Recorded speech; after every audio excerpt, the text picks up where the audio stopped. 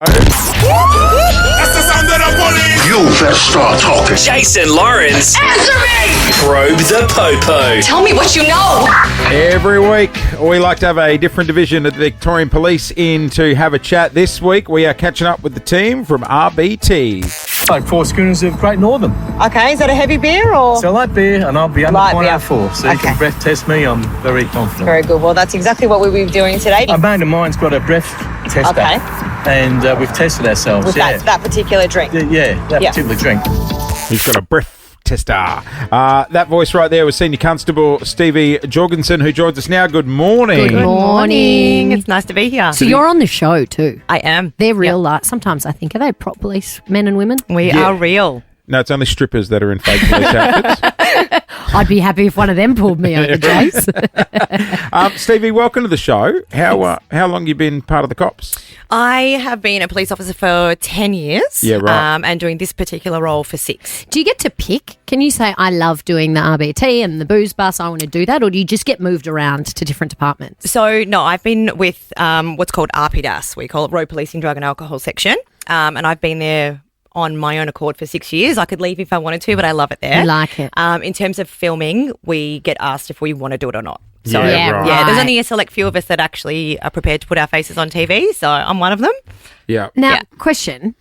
Question. I'm sure I'm not alone in this, but when I go through a breatho, booze bus, I panic every time, everyone I haven't had a drink. And I think, oh my gosh, they're going to think I'm drunk or I'm doing something wrong because I'm so nervous. Yeah. And she's a shit driver. And I probably ran over the cone.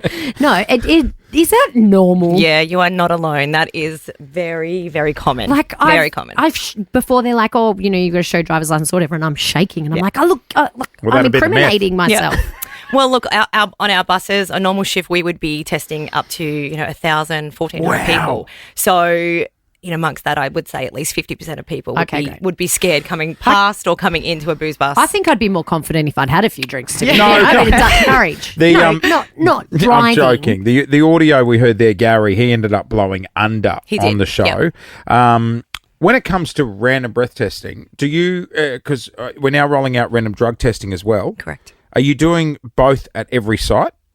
No. Because the random drug testing takes longer, doesn't it? Yes. So we have booze buses and we have drug buses. Right. When we do a booze bus, we do have the facilities to do a drug test if we feel the need. Yep. So it's if you gut saying, let's do this one. Yeah, and if we ever have somebody on our bus for a breath test, we'll also do a drug test while we're there. If they've been taken out of the car and into the bus. Right. So if they're taking you out of the car, you're cooked. You are getting a breath test and a drug test. Not if you're doing nothing wrong, you're not. Of course. No, that's right. No, of course. Yeah, and then we sometimes have the it's not drug right. buses where every single driver that comes into our site will get a breath test and a drug test. Right. Really? And then Why don't we drug test everyone? Oh, Is it a cost thing or it's just like it's I not would say it would necessary? be, and we don't have, it's high volume testing. When we do booze buses, as I said before, we're going to be testing anywhere up to 1,400 drivers. A drug test, when we have a drug bus, we're with each driver for about 5 minutes. So we would never get the amount of people tested if we were doing every single person. And then obviously it's a huge cost to be able to drug test every single driver. Let's be honest, people would be cracking it. Like 5 minutes sitting on the side of the road. They already crack it on the for way a to booze work. bus when it takes 60 seconds and they don't like us doing that. Honest question. Are our roads safe? Are we policing enough that we're making our roads safe? How many people are drink driving and drug driving? I wish I could say that our roads are super safe, but coming from the job that I do, you've seen it all. We see so many people that are under the influence of alcohol and drugs. Just last week, I did a site where we got someone at around 11 o'clock in the morning and they were 0.209. So that's 4 times the legal limit at 11 o'clock in the morning on a school day. Had they been out all night and all day? Or he was actually in complete denial about it. But yeah, look, That's obviously scary, can't go too much isn't it? into it, but No, there no, was no. alcohol in the car. There was, and this person, had a pretty strong history of drink driving. You know what I find sad? Because I see the booze bus a lot on South Road down near Sandy, and the cops will set up there, and they're getting them after school pickup and school drop off. That's the time you're targeting. Does it shock you how many? That particular and does it make you angry? That site, I would say that would probably be where we get the most hate. and complaints about setting up in that area, and we're affecting drivers. You know, we've added affecting traffic. We're affecting traffic. We've Which it added doesn't. 5 minutes to their drive. Sorry, I've been on that road, and you guys fly through it pretty quick. I've done the booze bus there several times. That you don't hold them up. Yeah, that's we just definitely bright don't. and But I cracking. think people just like to complain about it. But Everyone's as you in a said, rush. we're always getting. And do you get many doing the school run at school? Absolutely. Yeah, I've personally, I have done a breath test on quite a lot of people during school time, and yeah, it's standard procedure. Like you go But does it out make for you lunch, angry? you have a glass of wine. Yeah, it makes me really angry. I'm personally really passionate about road policing and getting affected drivers off the road. So I get, it's thank pretty you upsetting. for that because you're keeping our roads safe. It is actually scary hearing that kind of stuff. Yeah. But a lot of people now are taking their responsibility in their own hands. You try to, right? I don't really even like having one glass of wine and driving because A, I get scared that I'm over. B, I'm here's where tired always. And I'll be honest, it here's where worries the me. confusion is. Because remember a few years ago, and I remember when we were growing up, there was that big campaign where it was like two in the drinks in the first first hour, hour, one every hour after that. And But everyone started sticking to that rule. But that's like, one standard beer is more than a standard drink. Yeah. And also to food, size of the person. Look at the size of me 100%. compared to the size of Yep. Paul, my fiance. Like we couldn't drink the same amount and And drive. I've noticed we're not doing those campaigns anymore. Yeah, I think it's way too confusing for people. Yeah. And what works for one person is not going to work for the next. Right. As you said, size. So there's no sleep, guide. food, water. There's so many different things that come into play as to how your body will metabolize alcohol. So it's too risky. Do the self-breathalyzers work? Because I know people that will have 2 glasses of wine and then they'll always check before they drive. Yeah. But if you blew 0.04 on that and then you went to a booze bus and you blew had over no 0.05, defense. you have no defense. Yeah, no defense. Look, I think the problem with the personally owned breathalyzers is that some are really cheap and then some are really expensive. But the difference with those ones and ours is that ours are regularly serviced and calibrated. So they're going to give you that accurate result. And we have a 2-step process. So we've obviously got the initial test that you do at the booze bus or if you've been intercepted. And then we have an evidentiary breath test as well. In the bus. Yeah, in the bus. I actually remember the machines they used to have on the side of the wall in pubs and you get a straw and blow in it, right? Yeah. And I would love for them to roll out actual professional ones and service them and put them in calibrate every them pub, properly. every pub across Victoria. Yeah, you'd be grateful for it. 100%, because even if I had two Great Northerns, right, like low strength beer, I would definitely still check. Yeah.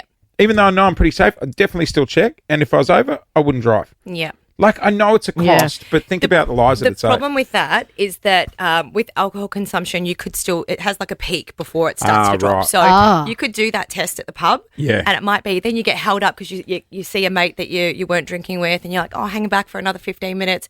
Then you go to drive and your alcohol in that space of time has actually peaked and gone higher. Oh, God. So you're thinking that result is, I'm fine, I'm 040, but then you get pulled over 20 minutes later by us and then you're 050, and 050 on the dot is an offence. Like you lose your license. You got to be under You have to be 0.05. 0.049 or under. Thanks, Stevie. I thought it was a ripping idea, but that's fine. Shut that No, down. but it is because you know what? And what I would say, the people who would do that test at the pub, they're trying to do the right thing. Yeah, right? But exactly.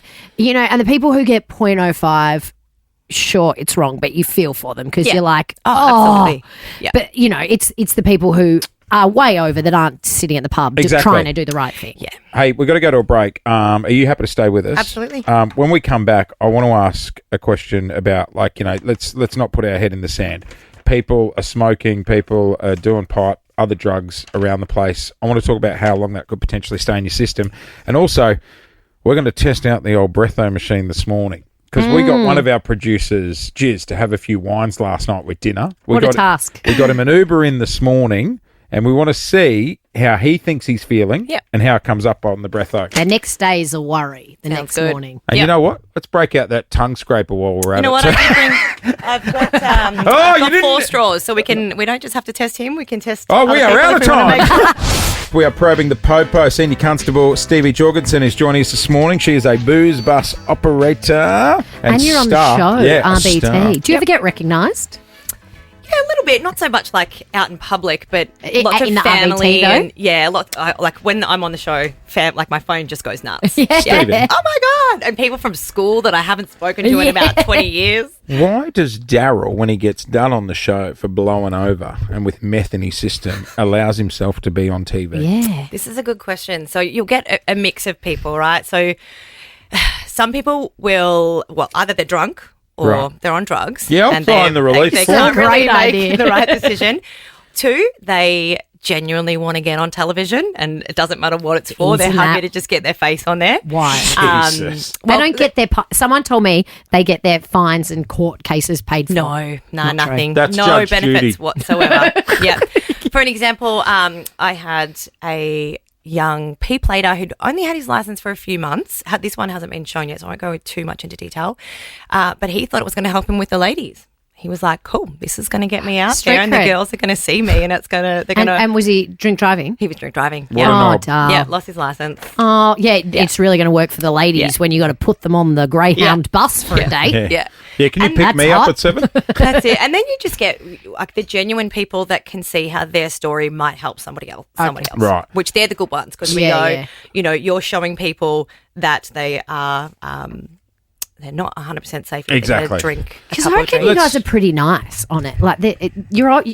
Sometimes I get frustrated, but rightfully so. God, if it was me, yeah. I'd shoot him in the foot. But you're pretty nice. Sometimes I'm like, oh, they're being so nice. This person who's just gone. Yeah, there's a bit of a fine line between being too stern and them not wanting to cooperate and being nice enough that they do want to cooperate with us and come on the show. Well, I've got to say, all the coppers we've met with this segment have been bloody lovely. We love having the Vic Police in. Yeah. We love it. Now, you guys don't have your head in the sands. You know people are out there are smoking, doing drugs. You can do medicinal marijuana these days.